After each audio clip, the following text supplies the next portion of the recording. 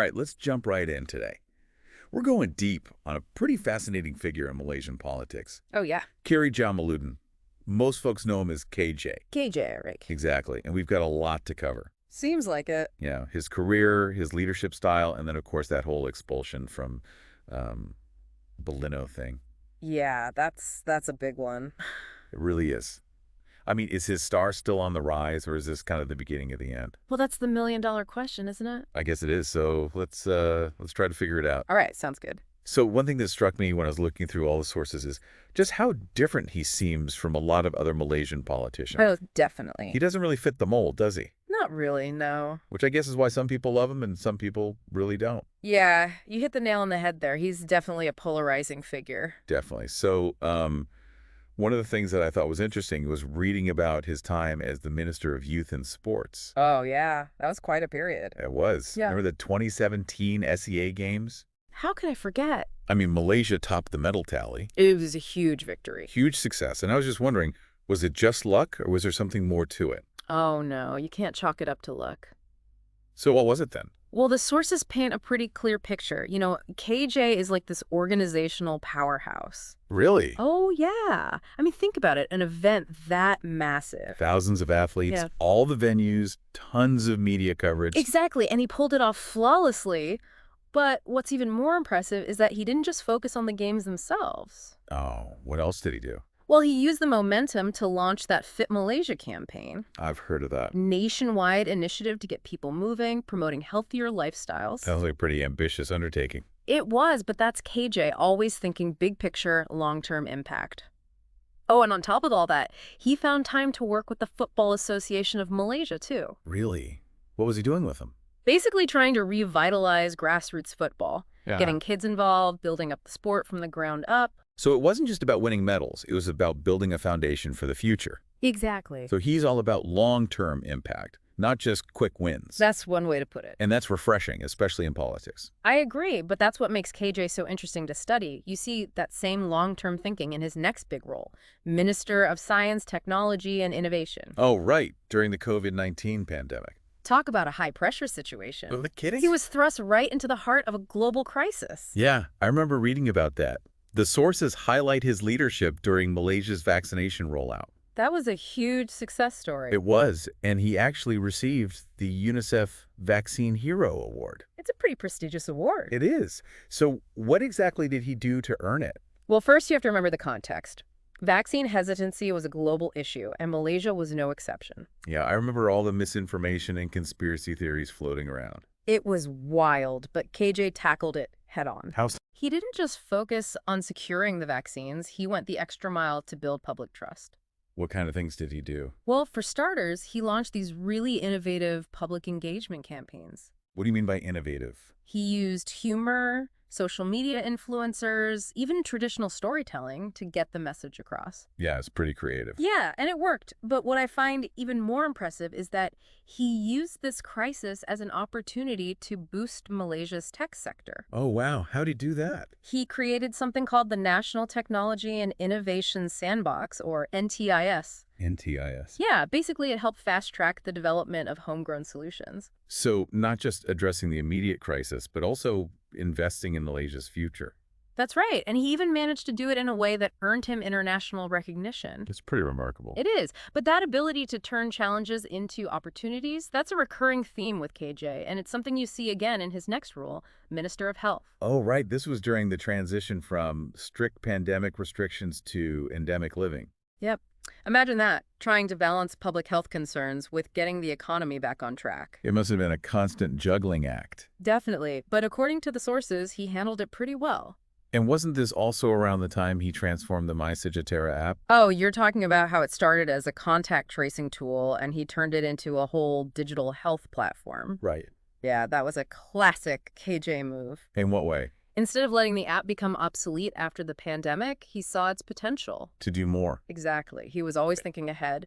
And beyond the app, he was pushing for major healthcare reforms. What kind of reforms?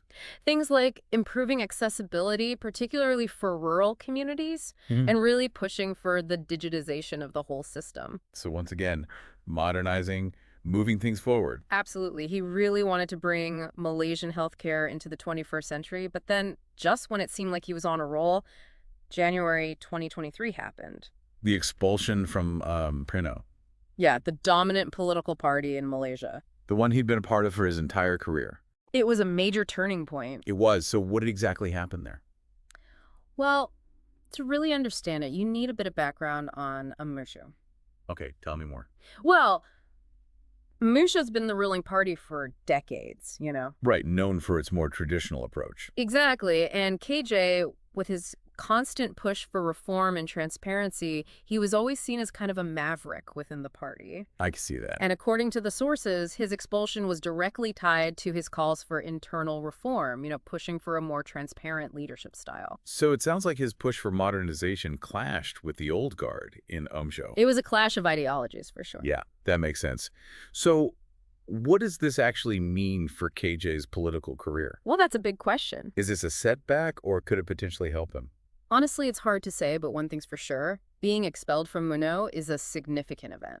How so? I mean, UMNO's been the dominant force in Malaysian politics for so long. Right, it's like the establishment. Exactly, and losing their backing, it's a blow to any politician. It means losing access to that established network. Resources, connection. Exactly, and maybe even more importantly, it means losing that traditional voter base. That's a lot to lose. It is. So for someone like KJ, who's built his entire career within, It's a huge shift. what are his options now? I mean, where does he go from here? Well, he's got a few paths he could take, but none of them are easy. Like what? What are some of the possibilities? Well, he could try to join another existing political party. Right, but would any of them really align with his vision? That's the challenge, isn't it? Joining another party might mean compromising on some of his core values. Or ending up in a party that doesn't really share his goals? Exactly, and that doesn't seem like a good fit for someone like KJ, who's known for his independent thinking. So joining another party might not be the answer. What else could he do? Well, there's always the option of forming his own political party. Starting from scratch. It's a bold move, but it would give him complete control. Control over his platform, his message. Everything. But let's be real. Starting a new party in Malaysia, it's a daunting task. I can imagine. It takes a huge amount of resources, organization, and you have to build a base of support from the ground up. So, not exactly a walk in the park. Not at all. So, joining another party has its downsides, and starting his own is a massive undertaking. Is there a third option, something maybe outside of the traditional political structures? Well, that's an interesting thought. And you know what? It might just be possible. I mean, KJ could really tap into his popularity, especially with those younger voters, the ones who are really active online.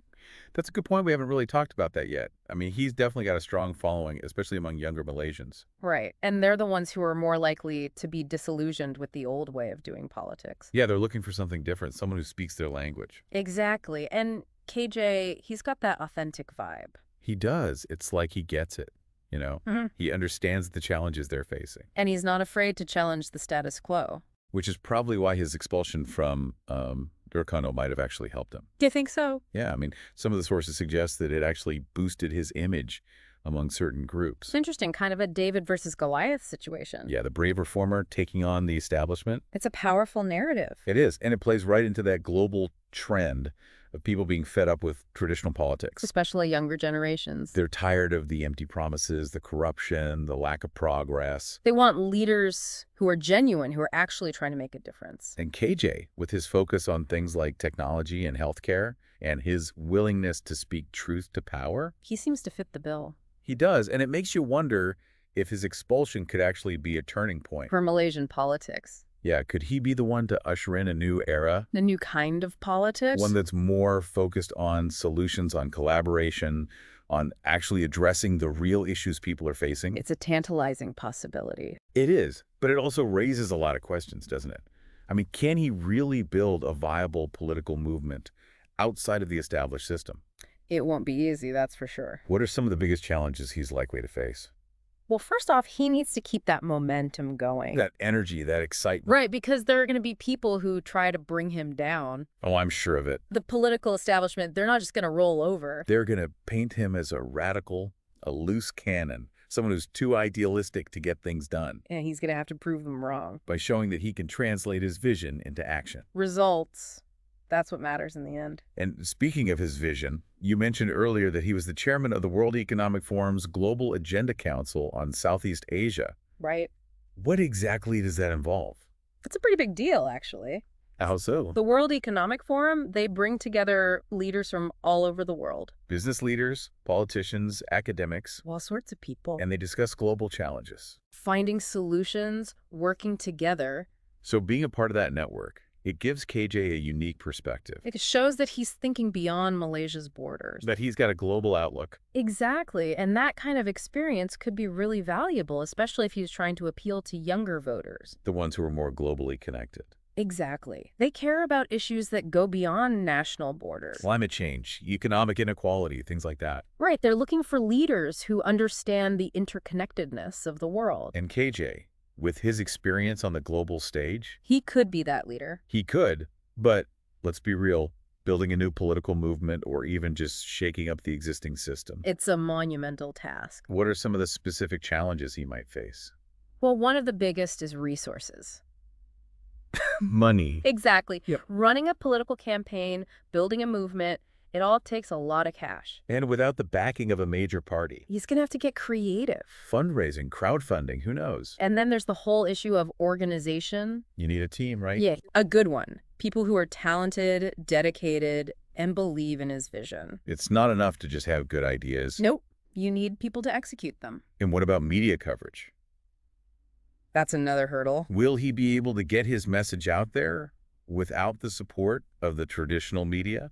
It's going to be tough. The media landscape is pretty complex. A lot of outlets are aligned with the established parties. Right, so he's going to have to find other ways to reach people. Social media? Definitely online platforms, alternative media outlets. Luckily, he's already pretty good at using those channels. He is. He's got a strong online presence. But it's still going to be a challenge It will. He's going to need a really solid communication strategy. to cut through the noise and get his message heard. Exactly. And in the end, it all comes down to whether people believe in him, Whether they trust him. whether they buy into his vision for Malaysia. So where do we stand now? What are the key takeaways from everything we've discussed so far? Well, I think the biggest one is that KJ is at a crossroads. In his career, in his life, His expulsion from UMNO, it was a major turning point. it forced him to reevaluate everything. His goals, his values, his path. And now he's got some big decisions to make. Does he try to work within the system or build something new? Does he play it safe or go all in? It's a risky gamble. It is, but KJ, he's never been one to shy away from a challenge. That's for sure. And you know what? No matter what he decides to do, I have a feeling we haven't heard the last of him.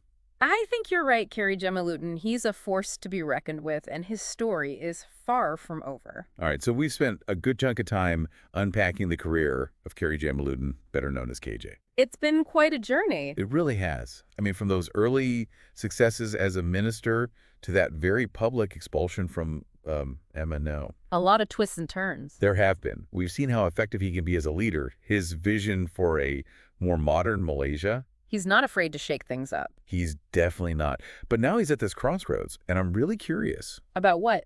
about what happens next. I mean, what will KJ ultimately be remembered for? That's a great question. Will it be his achievements within the system? You know, all the things he accomplished as a minister? Or will it be his attempt to kind of reshape the system itself? To create something entirely new? It's hard to say right now, but if we look at his strengths, Yeah. based on what we've seen so far, What do you think are the key factors that will determine whether he succeeds in this next chapter? well, his vision's a big one. Oh, definitely. He's always had this very clear and compelling vision for Malaysia. A nation that's progressive, technologically advanced, globally competitive. That's the Malaysia he wants to see, And it's a vision that resonates, especially with those younger Malaysians. who are eager to see their country make its mark on the world. Exactly. They're looking for a leader who can guide them into the future. And KJ, he's got that kind of ambition. He does, and it's not just talk, you know. Yeah. We've seen how he's translated that vision into concrete action time and time again. Like with the CA games. Exactly. The vaccination campaign, the healthcare reforms. He's got a proven track record. He does. He gets things done.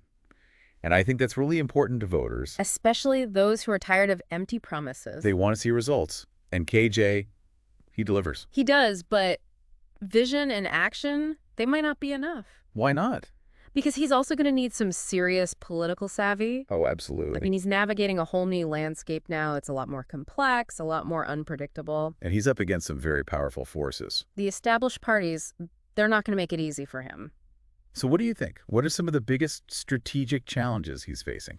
Well, for starters, he's got to decide how he wants to play this. Does he work within the existing system or try to build something new from the ground up? That's a tough call. It is.